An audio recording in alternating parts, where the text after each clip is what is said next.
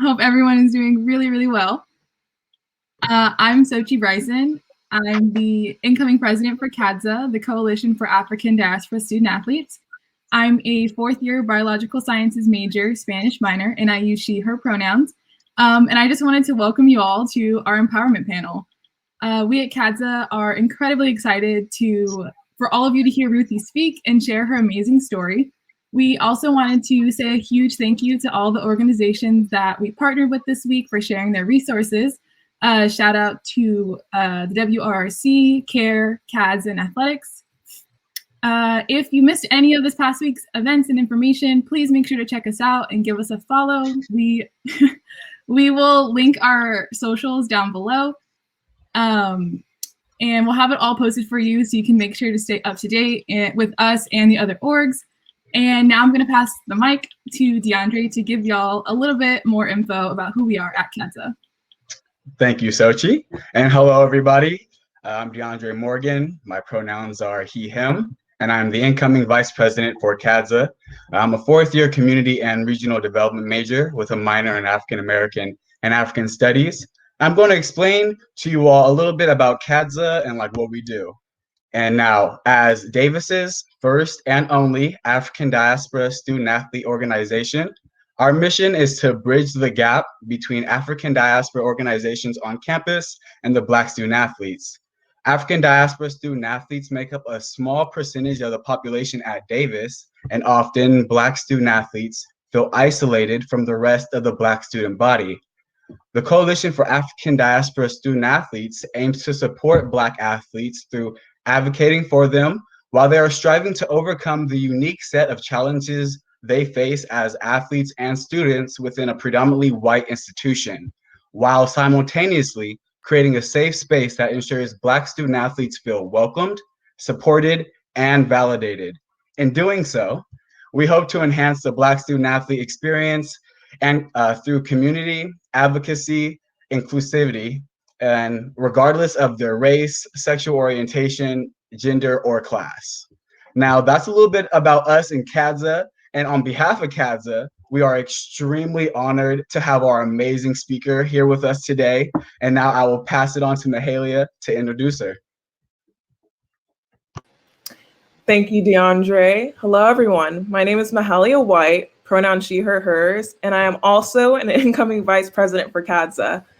I'm a fourth year on the women's volleyball team, majoring in American Studies with an emphasis in business and communication. And I am honored to be introducing our amazing guest speaker, Ruthie Bolton. Ruthie is an American former professional women's basketball player. Born in Lucedale, Mississippi, she played at the collegiate, Olympic, and professional levels of women's basketball. Bolton played in the Women's National Basketball Association, the WNBA, from 1997 through 2004 with the Sacramento Monarchs. She played collegiately at Auburn University, teaming with her older sister, Mae Ola Bolton. She was inducted into the Women's Basketball Hall of Fame in 2011. Bolton has also served as a first lieutenant in the United States Army Reserves as a transportation officer. Ruthie now is an active participant in the Sports Diplomacy Sports Envoy program and has created Ruthie's Place for the Trauma-Informed Domestic Violence Support Center for Women and Families and the Support Service Center for Girls and LGBTQ+ youth. After hearing about Ruthie's story from Caden Carter, the head of the Center of the African Diaspora Students Success Center here at Davis, we were determined to have Ruthie share her story of strength and resilience to our school.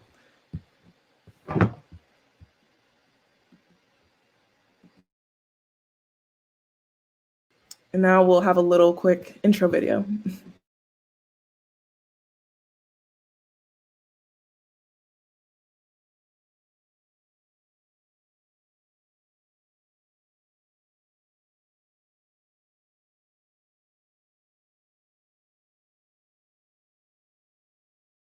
Especially about this girl, because she's very nosy.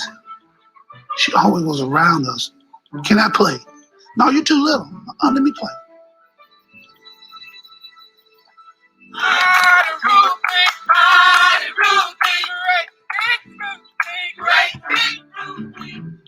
Ruthie arrived on campus her freshman year.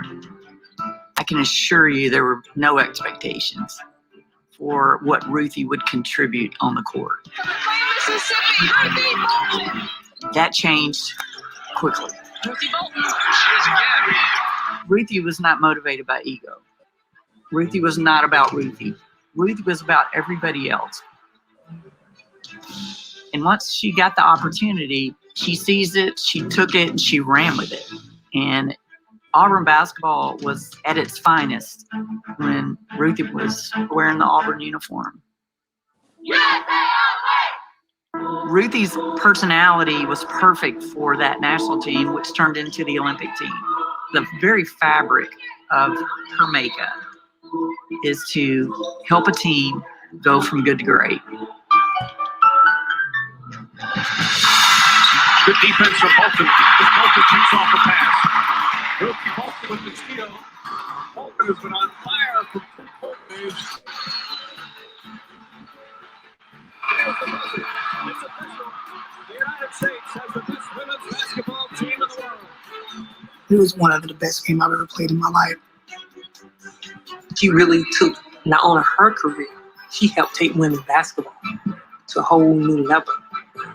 And for her to be experiencing close to death, but shining on the court the way she did, I don't even have words. I don't know how she did it.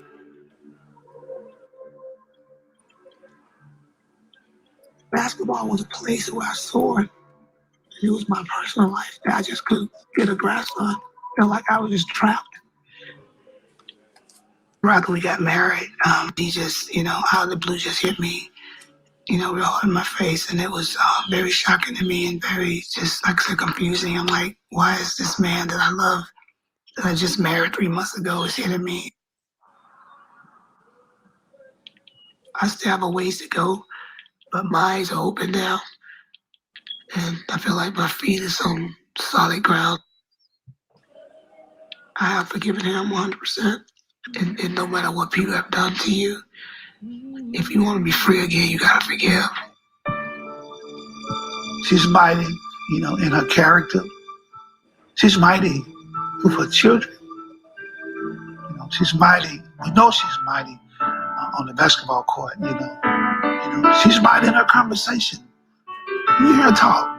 That little hoarse voice, like she hoarse all the time. She's mighty. She's mighty Ruthie.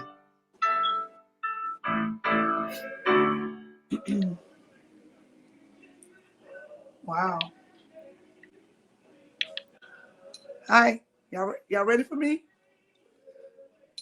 Can y'all hear me?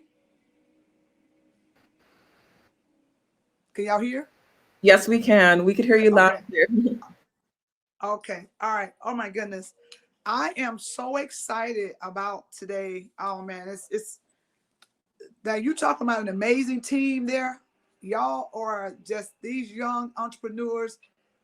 I'm just so thankful for your all patience and working with me. And that's what a great teamwork make the dream work. And I'm so thankful to be in this space. I feel like this was like the opening ceremony for the Olympics. I actually got my medals on my neck. And I was just so excited about this moment, creating this space to empower. When I was asked to do this and the word empower, I'm like, oh my goodness, empower. I love it, because that is what it's all about. And I want this to be an opportunity. I want every young lady out there to be inspired to be empowered. And I'm excited to my great friend, Mr. Carter, for allowing me create this platform for me to be in this space. I'm so thankful to him. I know he's watching. I'm gonna flex up on him. I was gonna put my long sleeve shirt on, but I want to flex up on him and so thank you, Mr. Carter, for allowing me to be a part of this day. And so to the ladies out there, I really want to leave you with something about being bold, being mighty, and being the best version of you. As you are getting empowered to be bold, to be mighty, to be the best version of you, that's what I want. I don't want this to be a basketball story.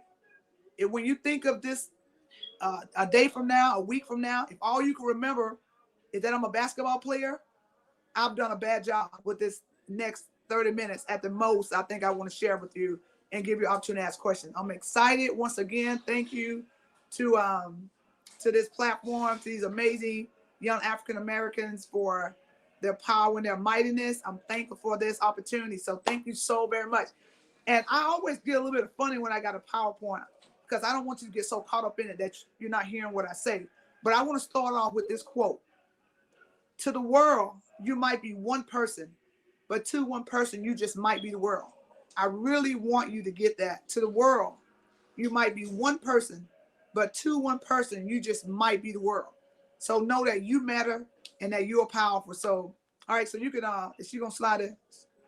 Okay, that's my quote. It means so much to me because there's nobody in the world like you. You have your own set of fingerprints. Is that amazing? You have your own set of fingerprints. There's nobody. So all that anybody can ever ask is you be the best version of you.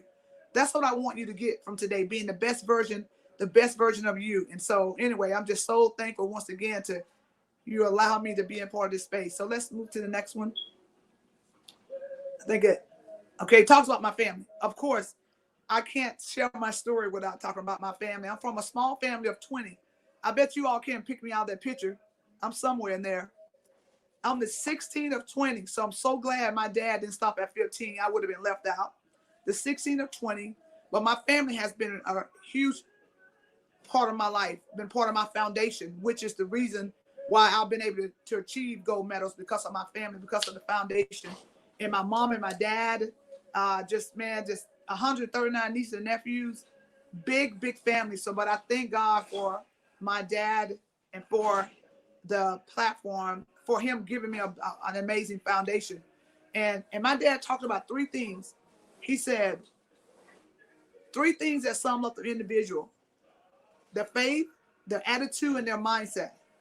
The faith, the attitude, and their character. My bad. The faith, attitude, which is their mindset, and their character. Those three things my dad will always talk about. So when I talk about family, those things have stuck with me in my whole career of 25 years of playing basketball. And I think I got a picture of my little crumb snatchers down there, Hope and Christopher. You go up a little bit, please. I don't know if I can see it. I'll go to the next slide. Okay, to my right, maybe your left, to my right. Anyway, my 11 and my 9-year-old Christopher and Hope, who's obviously my pride and joy. And thank God for them. And that now this picture here, when you see y'all, my niece and nephew, that's a portion of it. I think there's only maybe 50 or 60. And we got over half went at the family reunion 2 summers ago. So yes, big family. And imagine in a household of 20, and there's only 8 chairs at the dinner table. So I think that's why I got all my muscles and got fast, because it was time to eat. I had to get me a chair or I might miss out. So being from a great family has its advantages and disadvantages. So thankful to my family and my 11 sisters and my parents for being part of my life and being huge, more support, spiritual support. I think the next one we have here. Who am I? I'm asking this question. Have you ever asked yourself, who really are you? Is it what you look like on the outside? Is it your hair? Is it your outer appearance? Who are you? Ask yourself, who am I? And when I look in the mirror, even though I got these gold medals don't define me. They're fruits of my labor, but really, who am I? Or who do I aim to be? I ask you to ask yourself that. What is your I am? Are you being labeled that I'm not good enough, or the color of my skin, or the way my hair look, or what I've done, that's what I am? Now, I'm giving you permission this day is to rediscover who you are. Who I am. Who am I? And discover that. If you're mighty, walk into your mightiness. If you bold, walk into your boldness.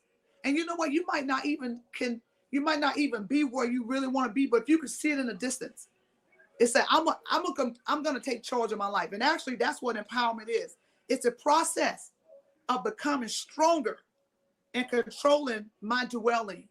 It's a process, okay? Things not going to happen overnight, but it's a process that I'm going to get there. I might not be what I used to. I might not be what I want to be, but I see it in the distance. I can smell the aroma of greatness. I can smell the aroma of success. I can smell the aroma of mightiness. So that's what that. Understanding who am I, what is my I am, as I go towards my boldness, or as I empower myself. Because as you empower yourself, you're going to empower others. So next. And also, you can go to the next one. Yes. And about being bold. What make me bold? Being confident.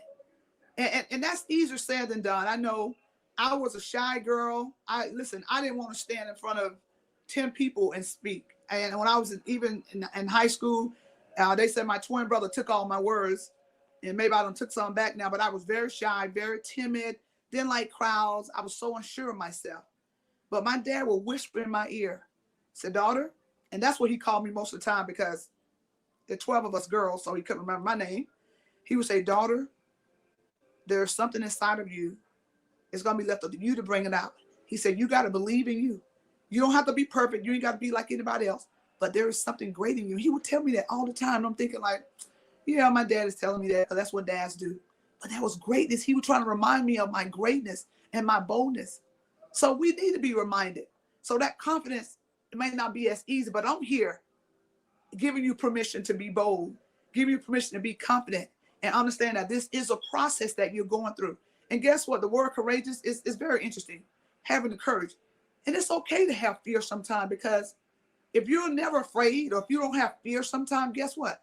You don't need courage. So courage comes in when we allow it to come into the space where we are afraid or we don't know whether to go left or right. That's where courage come in.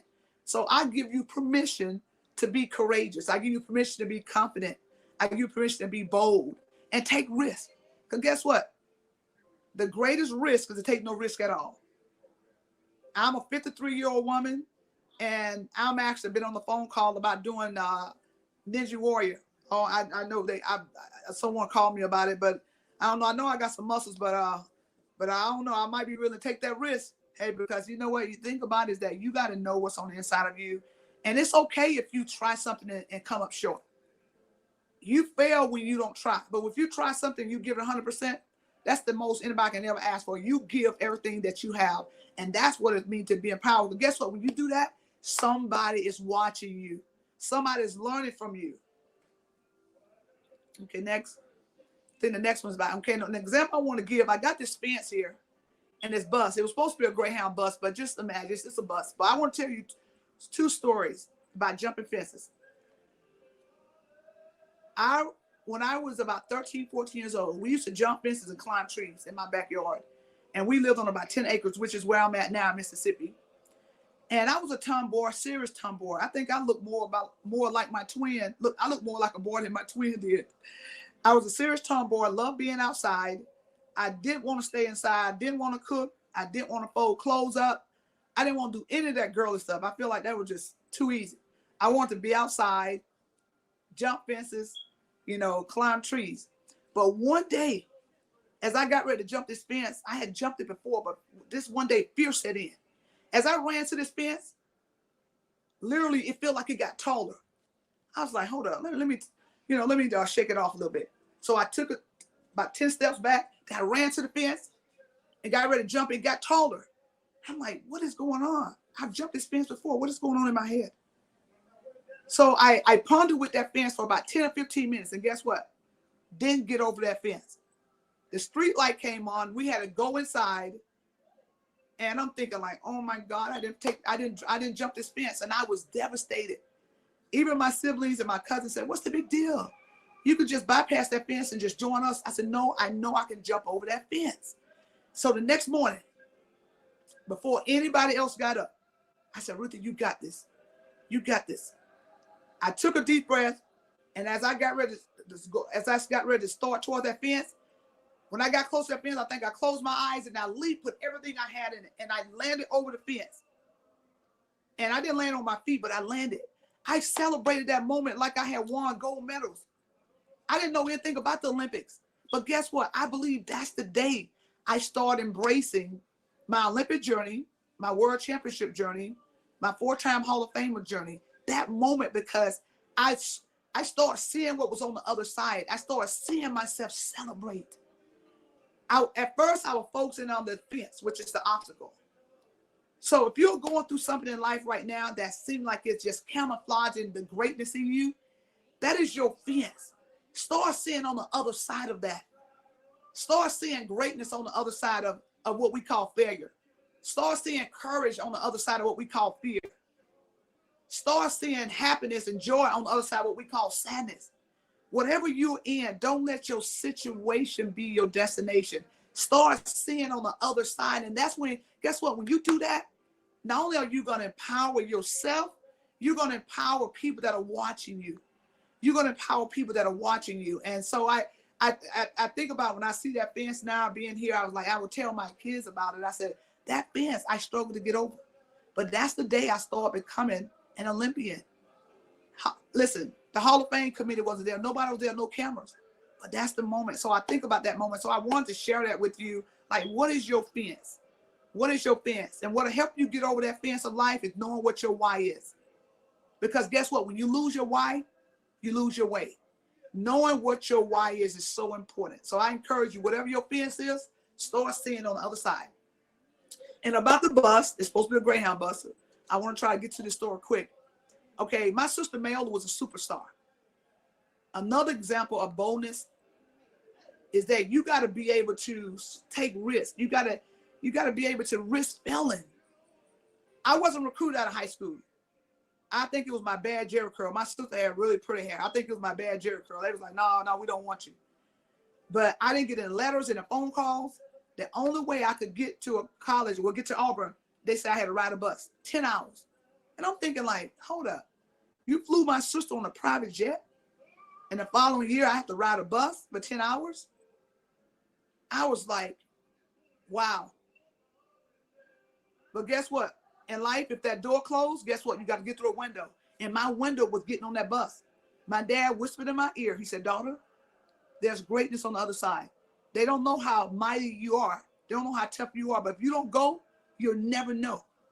I'm like, okay, Dad, I'm getting on that bus and going. I get to Auburn on that bus, and they tell me I wouldn't play in my senior year. I'm mad and I'm angry. I'm frustrated. I'm like, oh, my goodness, I've been a good girl. I work hard. Why do I have to go through all these challenges? But guess what? Those challenges helped reveal who I eventually became. Those challenges gave me this. They edified me. They raised the root. They gave me a space to grow. And so I get to Auburn. The coach said I want to play in my senior year. Guess when I played? I'm going to ask you that question. Guess when I started playing? 4 years of college. Y'all athletes out there, guess when I played? I started my freshman year, my first year. This coach said, I can't believe it. There's no way this young lady who I didn't even think could play here at all, we were being nice telling her she'll play her junior, senior year, but we didn't think she could play at all. She done showed us what it means to have resilience, what it means to be bold and mighty. And so anyway, I just wanted to share that with you, that you know what? You'll never know if you don't go. Get on the bus, whatever it is, whatever trying to hold you back. So what? You all are at an age. If you fall flat on your face, okay, get back up. You fall flat on your face again, get back up, because that is when you're going to find out so much about you. My college coach said if someone had told him that one day I will be an Olympian, I will be a Hall of Famer, he said he would have probably laughed at him like, serious? This young lady here? And he was being honest. He didn't see it on the outside. But there is something on the inside of you that is just waiting to explode. There's something waiting to explode in you. Every young lady that listening at the end of my voice, there is greatness in you. As I mentioned earlier, nobody in the world got your set of fingerprints. All you need to do is be the best version of you. Be the best version of you. Because to the world, like I said, you might be one person, but to one person, you can be the world. All right, now we're going to move on to the next slide, which is mightiness. Yes, being mighty is having that spirit, that inner strength, that drive, that aroma that people look at you and say, I want to be like her. I want what she got. I know when I flex my muscles a lot, yeah, I do. Yeah, it may look like I'm doing it for physical, but I'm doing it for here and in here. This is where my mightiness comes from. It's the inside.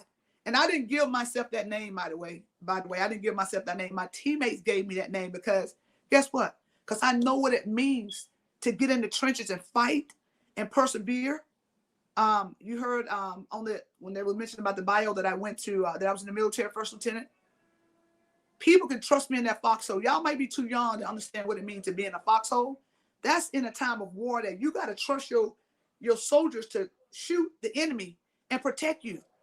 That's why my teammates gave me that name, Mighty Ruthie, because they could trust me when I was having a great day. They can trust me when I didn't, maybe when I didn't have such a great day. So that mightiness in you, can your teammates or can your friends trust you to be the best version of you, even in spite of mistakes? Can they trust you to still be that great team player? And I'm not just talking about on the court, but just in life. Can you still be that great team player in spite of? I know there's mightiness inside of you. I know. And I know this team that put this together. I'm telling you all are my new mighty team, man. Y'all are amazing. Amazing. Mightiness inside of you, the strength that like, I'm going to do this no matter what. Yeah, that's the kind of team I want to be on. Definitely. So keep your mightiness strength up. All right, we transitioning here. What we got next? Okay. I know y'all can tell which one is me with the bad hairdo and the ugly face. Okay. I want to talk about accountability. It's so important in empowering yourself and empowering others, holding yourself accountable. So I have a couple stories I want to share about this. And I hope you all are having questions. I really want to finish up shortly so I can get questions from you all. But accountability is huge. That's a part of becoming the best version of you, of becoming mightiness, becoming bold is accountability. When I was very young, when I say very young, but my first year on the national team, we went to England, and I was one of the younger players on the team. I was responsible for taking the ice bucket to get on the bus. So once we got on the bus, the coach asked us, everybody got their shoes, everybody got their practice gear. What about the ice? I was like, oh my goodness, I left the ice.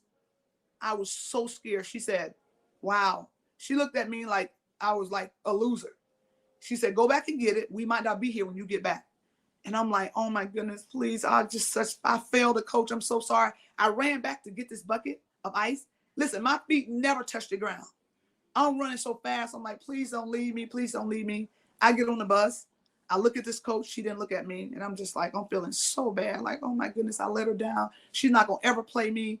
Why? How could I forget? We go to the game. The game starts. I'm looking at her. She never looks at me in my face. She never looks eye to eye. So I'm thinking she's really devastated. She's mad. I probably won't play. Sure enough, 5 minutes into the game, she said, Ruthie. And I said, oh, me? She said, that is your name. She called me to go in the game. I was like, oh my goodness, she actually calling on me to play. And I go into this game. I had 44 points in this game off the bench. I was so excited that she gave me another chance. I was willing to show her, listen, I'm not going to mess up again.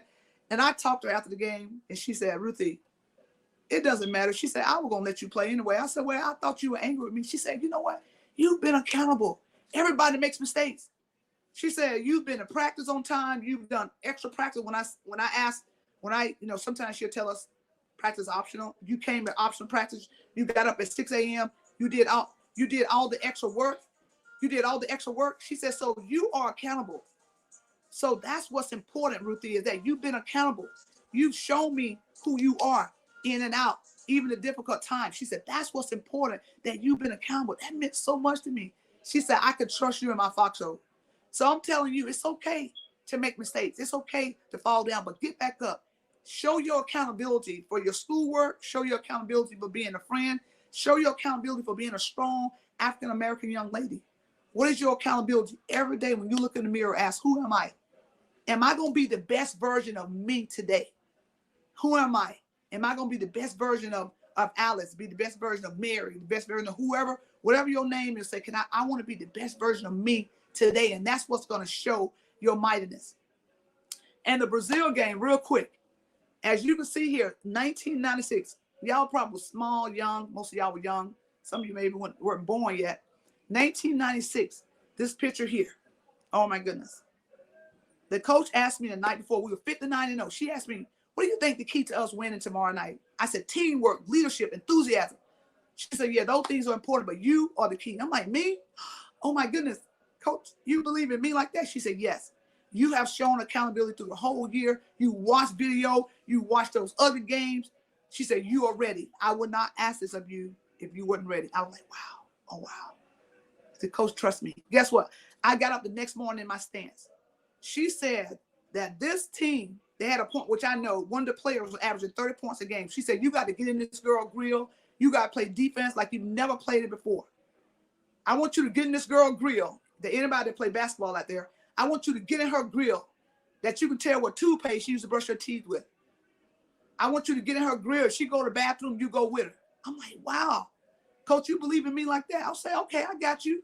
Because guess what? Not only was my family to represent my family at state, my state, Mississippi, but my country. And she I carried the team on my shoulder. I said, coach, I got this. She averaged 30 points a game. Okay. All right. Listen, I walked out on the basketball court that game. I looked at her. I didn't say a word. I looked at her. Guess what my eyes told her? This is going to be the worst day of your life. This is going to be the worst day of your life. So I'm going to ask you a question. How many points do you think she had that game? She was averaging about 29.5 points a game. Anybody said more than 3, owe me push-ups. She had 3 points that game. The only reason I gave her 3 is because I guess I'm a nice person every now and then. So I gave her a basket. But I was so excited that this coach had created space for me to be the best version of me by playing defense, by playing hard. And we became a recipient of this medal here, 1996, this medal here. And that's why I wear it with pride. What is this medal going to do in a shelf or in a safety deposit? No, I travel the world with this because it's important. I want everybody not to know just who I am. I want you to know where I've been, where I'm at, and where I'm trying to go. So I just want to share those stories with you. I'm almost done. Let's move on to the next. What I got next? Yeah, this is a quote that we had on every door in our house. And I hope that everybody out there need to get this quote, put it on your refrigerator, put it on every door, put it somewhere on your notebook. Life is 10% of what happens to you, but 90% of how you respond to it.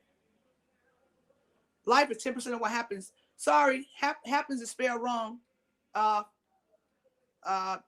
Forgive that. Forgive my editing team. Life is 10% of what happens to you and 9% how you react to it. That's what's the most important. Okay, we all make mistakes, but listen here. Get that quote and put it on your door everywhere in your home. And I'm telling you, that's what helped me.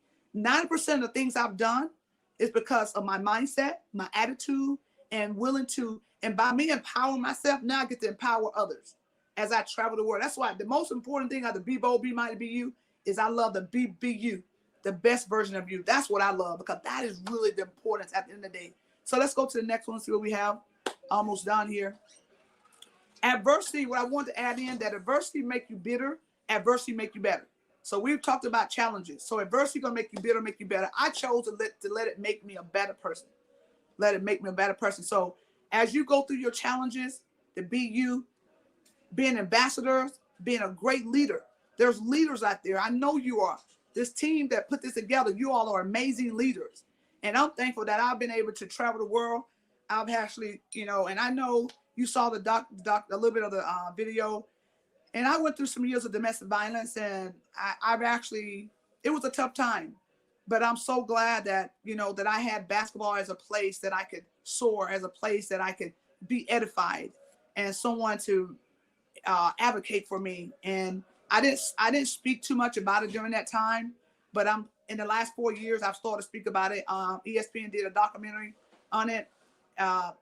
On that portion, what I went through, and what I try to do now is just really go and share. I've been to a lot of women prisons.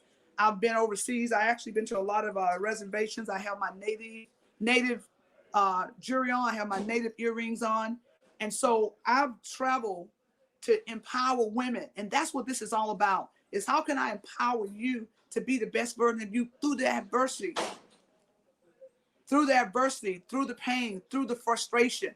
I want you to know that you are mighty. And obviously we know what's been going on in this last year with COVID. But I want you to know that if you tell yourself that you'll never be the same, that COVID will keep you from being successful, then it will. I want you to rise above COVID. I want you to rise above this pandemic and know that there's something greater on the other side for you. You are a leader. You are an entrepreneur. The world needs you. The next generation needs you, and we all need you. And so I just want to encourage you to keep being the best version of you and don't ever give up because of circumstances. I'm giving you permission to rewrite your story. I'm giving you permission to know that your situation does not have to be your destination. I want to read something real quick to every female. Listen at this. I want you to look at yourself in the mirror and read this. I was looking for someone to inspire me to motivate me, to support me, to keep me focused. Someone who would love me, someone who would cherish me, make me happier. Better yet, someone to empower me. But I didn't realize all along, I was really looking for myself. So there's an inner power within you to encourage yourself. And that's why I'm trying to give you tools today to encourage yourself, be bold in your confidence, being mighty in your spirit, not afraid to make mistakes, and being the best version of you is flexing your muscles. If you need to flex your muscles every morning, there's a study done when you do positive exercises with your body, it gives you something. So I want you to flex every day, flex up on anything that's trying to challenge you, spread your wings, soar, because you know what? Like I said, the world needs you. They need you to empower them. You to be empowered, you're going to empower them, because people are going to be watching you. People are going to be watching you. And I actually had one of my books with me, and I want to give to the whole team the book, Mighty Ruthie. I'm going to send you all my book, and I want to personalize to each one of you all for being so amazing, being so mighty, and just really being so resilient, and putting on this amazing panel, this amazing event. I'm thankful to you for that. I think I have I have one more slide maybe. And I just want you to know that, this is a part of my giving back, going overseas. To me, it is the greatest thing in the world to be able to just share. And just by me showing up, these kids sometimes think that I'm the Messiah, like I walk on water, just by me showing up. So this is bigger than basketball. It's so much bigger than basketball. And the reason I say that too is that being able to travel the world and edify these kids. And I went to Russia a year and a half ago, 1,000 girls for the NBA, WNBA.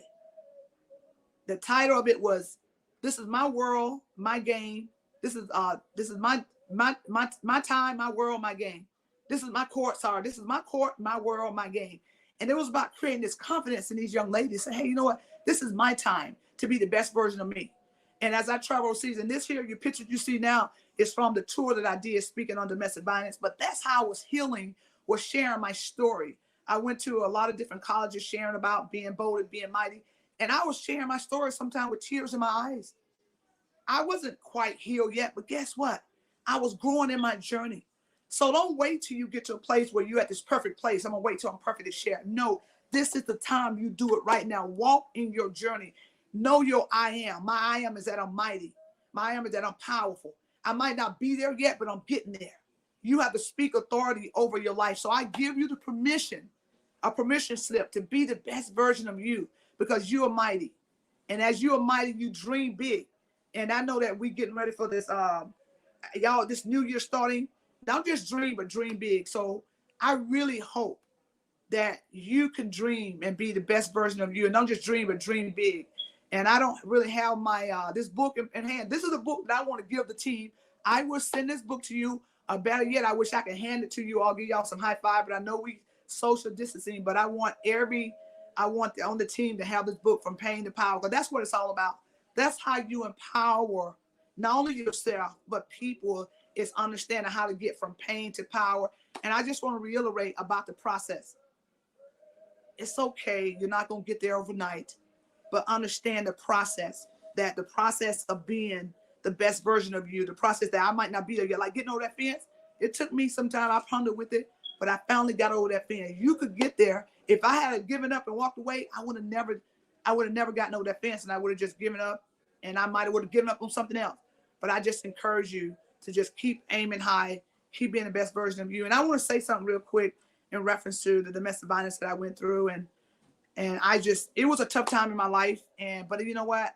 Now that I'm still thriving, I'm still healing from it as I share. And that's why I want to know, whatever you're going through, if you're going through something like that, or if you know someone else, listen, you matter. You don't deserve for someone to mistreat you, because you are powerful and you are mighty. You don't deserve for someone to treat you that way and to say things that, that make you feel inferior, make you feel smaller. And I just want to encourage you to just talk to someone.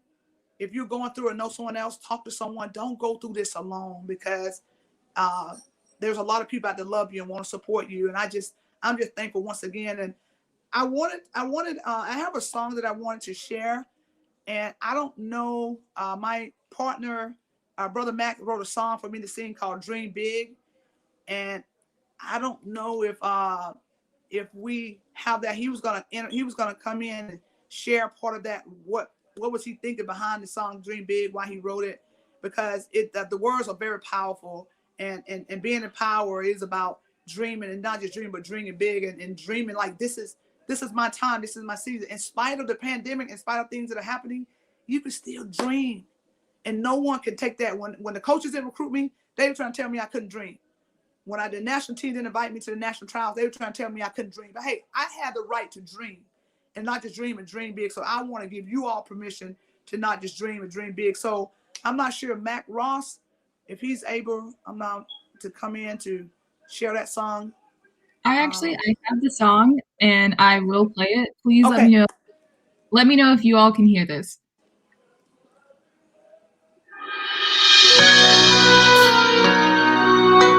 Yeah, as you hear this song, I want you, as you listen to it, think about whatever something that you want to achieve, something you want to achieve in life. Start dreaming right now and dream big. Imagine all your hopes and passion. Just a dream away from the light of day.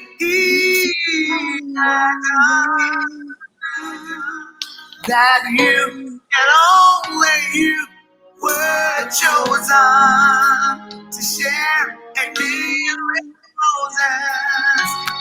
Close your eyes and imagine, make it happen. Dream big. If you dream it, you can do it.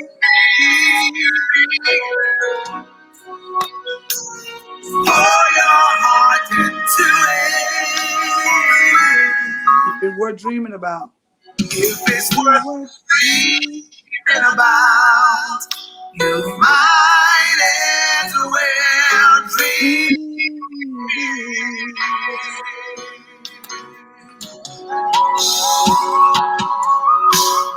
Live your wildest dreams, yes you can. Golden opportunities. In the palm of your hand. The world is waiting for you. The world is waiting on you. You and you and you. All you gotta do is stand up, stand tall, and answer your call. Answer your call. Dream big. Dream big. You can do it. Dream big. Oh,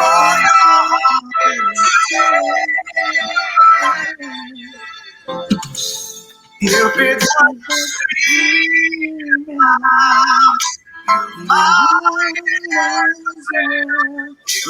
if it was dream about, you might as well.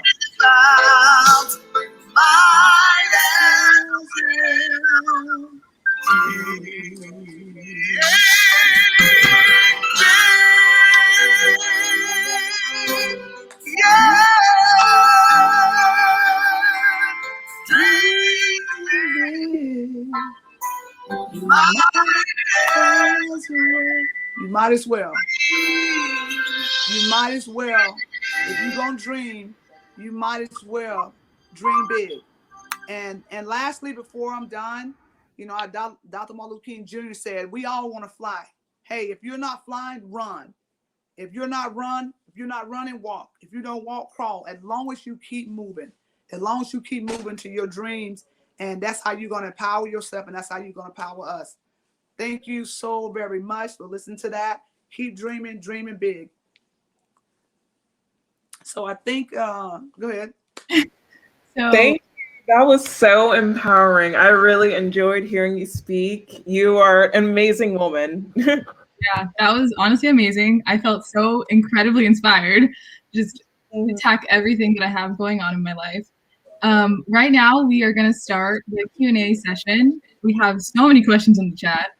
Let me scroll all the way up. Yeah. See. Starting with Brooke's first question. So, how/where do you find inspiration on days you don't feel motivated? Where do I find inspiration on days? Oh man, I have a We don't lot of feel days as that don't. You know, you ready for me to answer it? Okay, you know, I just have to think about, I know that my purpose is bigger than basketball because how my life happened, and not trying to sound all religious, but I know my faith is huge in my life. It's just no way around it. And I know that I have to dig deep in times when I maybe don't feel like it. I just dig deep. It's the purpose of service above self. And so I just think about who can I impact today? And that's what really keep me going, because being able to inspire someone and encourage someone, it means a lot to me. And I'm going to say this real quick. There's a school about 30 minutes from here. They realized I was home. They want me to come and speak. And I said, I know you charge to come speak. I know you might not have time. We don't have any money to pay you. I really want you to come speak. You know, I said, I tell you what, who could say no to that? I said, you know what? This lady was so passionate. I said, you know what? I got to do it. They just 30 minutes away. And it's about understanding my purpose. And they have about 56 students. And she said, we're all buy books. I said, you know what? That'll work. I understand that what I'm doing, the purpose is bigger than basketball. So I just dig deep and say, you know what? How can I help someone today? And that's what really keep me motivated, is understanding, because y'all have a gift. Everybody out there have a gift. Everybody have something unique. And what can I offer? What can I give? And that's what really inspires me. It's not just what I do, but it's what I'm able to do for others. That's what really motivates me to keep moving forward. Awesome. So on to our next question from Mike. This is a big question and a really important one. He asked, do you have any thoughts on how we can get the sports industrial complex, i.e. broadcasters, advertisers, with too many white male decision makers, to give more time and attention to women's sports, particularly the WNBA, to improve women's ability to generate wealth through sports? Oh yeah, well, you know what? We've started a retired WNBA platform, and really we are making some really great moves. You know, I know people will never make what the men make. I think that we have to focus on progress. You know, I think progress is so important. And so we are coming together. We're using our voices. We're using our platform. We're having meetings. We are talking to some of the. We are making a statement. I will say I'm proud of where we've come. We got a long way to go, but I think it's important to look at progress. And so we have to keep speaking up, and we have to keep we have to come together. Just one can't do it. Numbers speaks volume. And so the more we have, like majority of the WNBA players, we're coming together, creating a space to ask the big questions, to get in, even with, organizations that, and obviously there's been a male dominated, it's been conversation about a lot of men coaching WNBA, but we are speaking up and we are flexing our muscles, and we want to be heard. So I think it just keep moving. I think don't sit back and complain, like get in the game, get off the sideline and try to do something about it. So anytime I'm asked to do something, we're trying to push it forward. So I think just staying consistent and really speaking up, in obviously a professional way, and also showing up is important too. So we are making progress. We're definitely making progress. And matter of fact, it was the first WNBA Porsche owner, Renee Montgomery. I think it just came out yesterday or today. She helped buy the Seattle Storm. So, no, sorry, my bad. Oh my goodness, Atlanta Dream. So that's a progress. That's making progress there. So we just got to keep moving forward. Perfect. Okay. So next question is from Brooke as well. She asked, what are some of the most important characteristics a leader should have? Wow. The most of leader. I definitely think confidence is one. And one thing about being a leader and having confidence, because I was a quiet leader. And when I played, seriously, I was a leader that said, hey, if I can do it, you can do it too. I was not the most vocal leader. Now you need a vocal leader, but I think you need confidence / humility got to be in there somewhere. Those leaders that stand up, say, hey, look at me. I got all the answers. Just listen to what I say. Those leaders are temporary, because you got to have leaders that have a humility and that they, in some way, still serve. They know what it means to serve. So I definitely think it's confidence, humility, and consistency. You know, one of my coaches, Tara Vanderbilt, was very tough coach, great leader, but she was consistent. Hey, we knew every day what to expect, because I think when you are inconsistent, you confuse the person that's following. So staying consistent, and don't. I think the word perfection is a very interesting word, because I think you need to be in the pursuit of perfection, but it's okay if you're not in that perfect place yet. Like I said, as long as you're making progress and you are trying your efforts there. But I definitely believe in, and definitely trust is important. And like I mentioned about the military, trust me in my foxhole is so important. So that your leaders, the followers, got to trust you, even if you're not doing everything great. They trust you. You're showing humility, and you're showing you got confidence. Say, hey, and be the first to say, you know what, I'm sorry, I made a mistake. I'm sorry. Let's do better. So I think those things are huge in being a leader. So definitely one of my favorite one probably would be trust. Can your teammates, can your followers trust you? It's huge, because if you're inconsistent, they're not going to be able to trust you. So trust is very important. Okay, so our next question is from Andrea, and she asks, when did you decide to take the good to better mindset and start your service work? The good to better. Wow. You know, it was, listen, y'all would not believe, okay, college, and y'all in college, okay, y'all know y'all do public speaking. I literally would be walking to class, getting ready to do a speech, and I would hope that I would fall in a hole, or somebody would kidnap me, snipe. I did not like doing public speaking, but finally there's the boldness came within me. It went through trial and error. I would say that I started becoming stronger after I finished playing basketball. When I played, I just sort of played. I was just out there. But really, when I started really understanding who I am, who I eventually became, and the boldness is really after basketball, because I had to develop this mindset. It was like I had this journey inside of me to just be a change, be an advocate for change. And so that boldness came inside of me after basketball, and of course in the last 4 years doing speaking on domestic violence, created this whole, because that was a scary place. When I got ready to do it with when ESPN wanted to do the documentary, I was like, I don't want to do it. I don't need to be attention on me.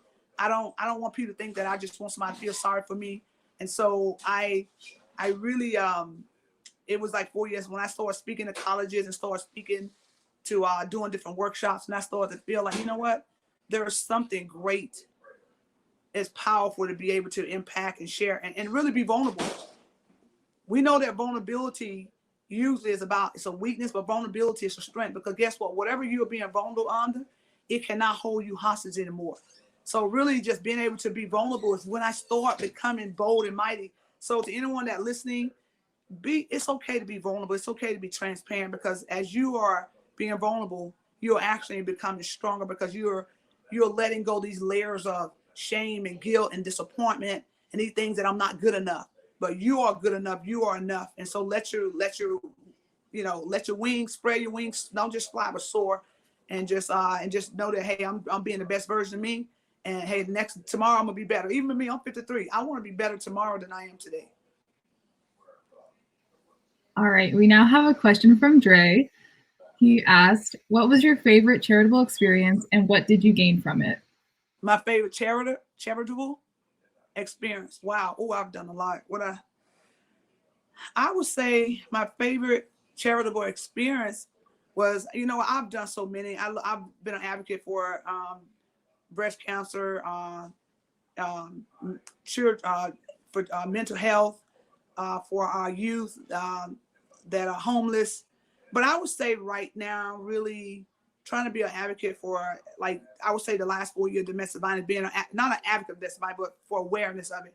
That has been close and dear to my heart, because obviously what I went through, and I heard stories when going to women prisons, and 94% of women in prisons from domestic violence. Like, I was blown away by that number. I've been to workshops that the pain that women have had to go through because they are afraid, they feel like they've lost their power. And I understood. I was a gold medalist. I was an Olympian and felt like I wasn't good enough. I was going through this while I was in the Olympics, and I wanted to throw my medals in the trash. I felt like I wasn't good enough. I wasn't worthy. And I'm glad that boy spoke to me and said, don't do that. And so I feel it's a need. I feel I feel indebted. I feel like it's my responsibility to share with them, like, hey, you know what? You matter. You are powerful. And just it doesn't matter your mistakes. That you could. I'm giving you permission to let go of the shame and let go of the but to get your power back. So all the ones I've done, just the one with being a voice for domestic violence and letting women know that that it's okay to take my power back. It's okay to put my mask on first now, going through this turbulence of life, so that I can still, whatever things that I felt like I lost because I went through this, I can still gain that back. And so it's time for us women to take our power back. So that was very dear to my heart. Amazing. Okay, so our next question is from Jai, and he asks, in 3 words, how would you describe your younger self before the trial, error, and success? And how would you he calling me old? Younger as in when you were a child or something? I know. Ask the question again. Sorry. Okay, in 3 words, how would you describe your younger self before the trial, error, and success? And how would you describe yourself in 3 words now? Okay, when I was younger, 3 words. Okay, I was timid, insecure, and shy. Seriously, even my own family know. Like I was I was a good listener though, but I was timid, insecure, and shy. But now I'm bold, almighty, and I'm being me, but the best version of me. I literally transformed. More, my hair didn't quite transform, but I did. But I transformed because I really believe it. And one of the reasons why I know that it's like I transform into this person, because I get energy from people. I get energy, when we used to travel and fly on the plane they used to say, my teammates would tell the person sitting by me, oh, you're in trouble. She's not gonna let you sleep. Because I love learning what people manifesto is. I love learning about people. I love learning what make them smile, what make them sad. I have this, and I don't know if it's growing up in a family of 20, but I'm just so excited about my new I am. And my new I am is being bold and mighty and trying to empower, because it's it ignites something inside of me. Like I was excited the first time that I met you all on via Zoom, and I know that Kate Carter talks so highly of you all. Like you all inspire me so much. Like you all are just gonna move mountains. You all are just the generation that what you all do. So I'm excited about this new phase, and I'm still trying to do more. Like I said, there's still more room for me. I want to be stretched wide, and like my dad said, I want to wear out, not rust out. And so this new, and so I'm not the pandemic. The COVID, I'm rising above it. I'm getting stronger because, hey, I'm mighty, and I'm leaping over this thing. I'm getting over that it might be my fence, but I'm getting over it. So it's the mindset. It's so important. The mindset. I think that might be one of the pictures, but it's a little cat looking in water. And guess what that cat sees? This little cat looks in water, and that cat sees a big lion, tiger, whatever you want to call it, but it's like 10 times bigger than him. That is what I am. I see is this greatness, and I see it the reflection, not so much in me, but I get empowered by being able to make a difference. So my new transformation is that I want to the world, I might be one person, but to one person, I just want to be the world. That's my new me. Wow, that's truly amazing. Thank you. We have our next question from Patsy. It is, what advice do you have for the young college students of today? And is it different from the time when you were their age? Yeah, college was very different when I went. I think you all have, your generation is y'all so articulate, you smart, you IT savvy.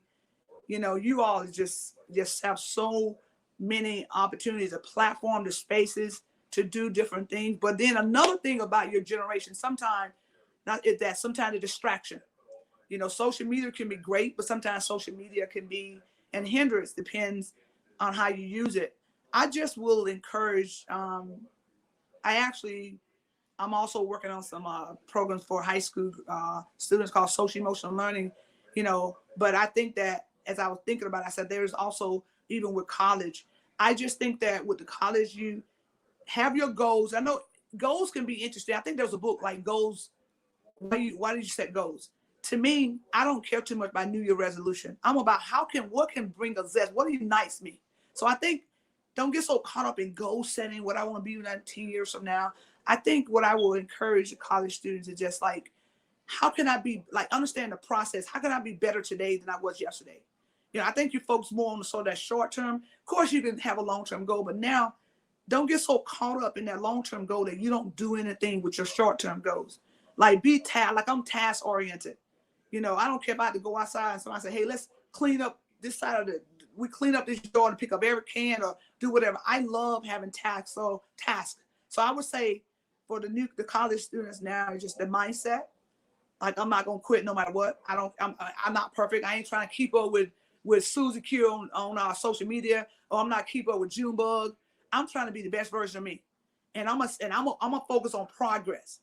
And so what if you're not quite there? You know, so don't get so caught up in why am I well quit because I'm not as fast as, you know. It's so, no, everybody has a different pace. I was a late bloomer. Okay, my sister flew on a private jet to Auburn. I went on a bus 10 hours, but guess what? I did it. That was part of my progress. That was part of becoming me. So had I not done that, oh, you know what? I'm not flying, so I might well don't even do it. That helped me. So you learn a lot about yourself through adversity. So that's why I would encourage the college students is that, you know what? Don't be so quick to throw in the towel. Think about, hey, you know what? This situation I'm in, what can I learn from this? You know, how can I be better? How can I be a better, you know, college student? How can I be better? And so that's why I would encourage you is to look at progress, start with your mindset and look at progress and just don't give up. If you decide to walk away, let it be something you do and don't get labeled by what people perception of you, but dig deep. Don't walk away so easy, but dig deep inside of yourself. And so that you don't look back and have regrets. So I know it was a long version, but hey, I wanted to get it out to y'all amazing students. And now we have our last question. At least that's in the chat. If there are any more questions, please make sure to put them. But it's looking like this is our last one. It says, how did you keep refreshing your why when it felt toughest or when you felt complacent? Was it tied more to who you are or what you wanted? Okay, how did I keep refreshing my why? You know what helped me, and I didn't mention this, was I journal. I have about 20 some journals that I write. And there are times where I have so much going on that I don't even know where to start writing. But writing is very therapeutic. Like, and I even have my 11 and my 9-year-olds writing, like just journaling. And not every day, like I woke up at 6, I ate this. No, I'm not talking about that type of journey, but memories and moments. So I think that what it does, writing, it shows you how far you've grown. If you write down, say, hey, you know, I'm having a rough day because I'm worried about it could be I'm struggling in a class and I don't know, I feel like, giving up on this class or whatever, but you said, no, I'm gonna hang in there. So you journal. And guess what? 2-3 weeks later, a month later, you look like, wow, that same thing I was gonna quit, I'm acing it now, like it's no big deal. If you do that, now you see how far you've grown. And I was like, because there were times I looked at my journal, like, wow, how can I believe that I was going through that? And I was thinking about throwing in the towel. So that would be a great measuring stick on who you are and how much you grow. Because I'm just, like I said, grow, progress. To run the race. This is a life journey. It's not about how fast, but it's about how do I stay? How do I grow in my journey? Because in life, it's not always where you're going, but it's how you get there. And how you get there is huge and so impactful. I go back to the bus. My sister flew on a private jet. I got on the bus. I sat down on that bus, hungry as I don't know what, 10 hours on the bus. Matter of fact, we stopped on the bus. We stopped at halfway, but I didn't get off the bus because I didn't want to get left. So in life, it's about staying the course and being true to yourself. Now, this is the tricky thing. Don't lie to yourself. When you write and you journal, whatever you got to be true to yourself. If you're not true to yourself, then it ain't nothing I can do that. I'm not going to be able to encourage you and empower you. Be true to yourself, but be okay. Be okay with facing the truth. You know, one of my players used to play for me.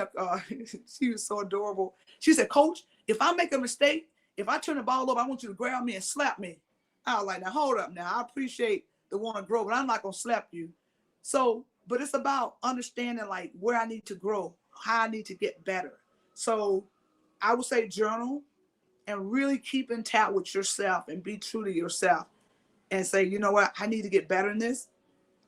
I need to, and maybe it could be attitude, or it could be, I don't like one of my co-workers or whatever. Like, be true to who you are. And it's okay to be true to who you are and say the challenge, so you can know how to fix it, so you can know how to change and make adjustments. So, but I definitely encourage you to write. And I know most time boys I know it's might think that it's just for girls, but write and journal is so therapeutic.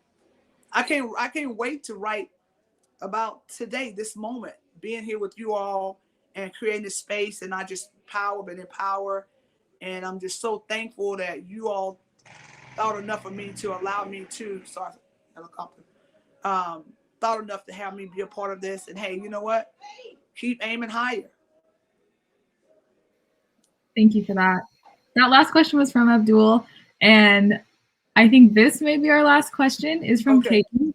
It's, how can individual student athletes cope with racism in their individual sports, on their teams, in the dorms? How can, say that? Individual student athletes cope with racism in their individual sports, on their teams, and in the dorms. Individuals, okay. Racism, yeah, I think that, obviously, your experience, racism, matter of fact, when I was talking to my 11-year-old daughter about racism, about, hey, she said, Mom, that is so stupid. I said, yeah, racism is ignorance. And so I would just encourage the person to, if you're going through it, to, I don't know, try to create a dialogue, whether it's with your coach, whether it's with the athletic director. I think you try to deal with it with your team. If that doesn't work, and if that leader, if that coach is not doing something about it, go to the athletic director. And if the athletic director is not doing something about it, go to the president. But right now, this day and time, we have to worry about enough. The racism just is actually ridiculous. But I would say definitely don't be silent. Give people permission to just walk over you. Silence give people permission to just say you don't matter. So speaking up and being, and there's a way to do it, but definitely speak up. Have a conversation with some of your fellow teammates or classmates, but definitely do make a change. This is the time to get off the sideline. This is the time to get in the game and be heard. This is a time to make your voice is important. Your voice counts. So I definitely encourage you to make a move, and that's a bonus.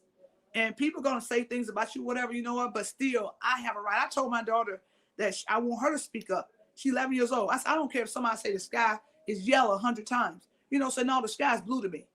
Keep your voice, step up, be bold. And to me, because you're empowering yourself and you're empowering people around you, like, wow, she's speaking up for what is right.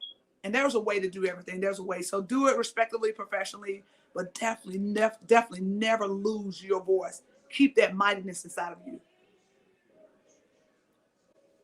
Awesome. So obviously a humongous thank you to Ruthie for sharing everything you've shared today and spending your Saturday with us. Thank you to all of you for spending your Saturday with us. If you want to connect with Ruthie further, her socials will be on our Instagram. We also want to give a shout out and special thank you to Caden Carter, the director. Yeah, I'm gonna flex up on Caden. That's my boy. I love you, Caden. I love you, man. He's the director for the Center for African Diaspora Student Success on campus, and he really was so crucial for making this day even possible. Be sure to watch our Instagram stories and see if you're one of the lucky folks that will win some of the prizes that we gave away this week. Last but not least, we'd like to invite our amazing DJ Black, back on the stage to jam out with y'all until you want to leave. Again, everyone.